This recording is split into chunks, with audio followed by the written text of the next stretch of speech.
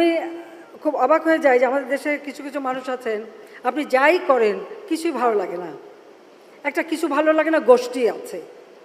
যেমন একজন কেউ কেউ প্রশ্ন তুললেন, কি পদ্মা সেতুতে রেলের যোগাযোগের কি দরকারটা ছিল, বা স্যাটেলাইট দুইয়েরই বা প্রয়োজন কি আছে, অথবা পরমাণু বিদ্যুৎ কেন্দ্র কেন করা হলো, খামাখা টাকা নষ্ট। মেট্রো রেল এর তো প্রয়োজনই ছিল না। 30,000 কোটি টাকা দিয়ে মেট্রো রেল কেন করা হলো? 3,000 কোটি টাকা খরচা করলেই তো যানজট দূর হয়ে যেত।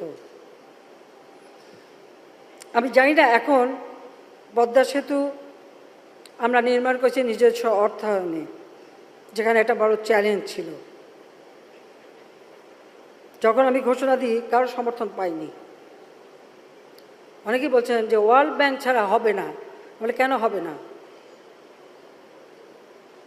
আমাদের 17 কোটি মানুষ, আমরা নিজেরাই করতে পারবো, এবং আমরা নিজেরা করে সেটা দেখিয়ে দিয়েছি বিশ্বকে যে আমরা পারি।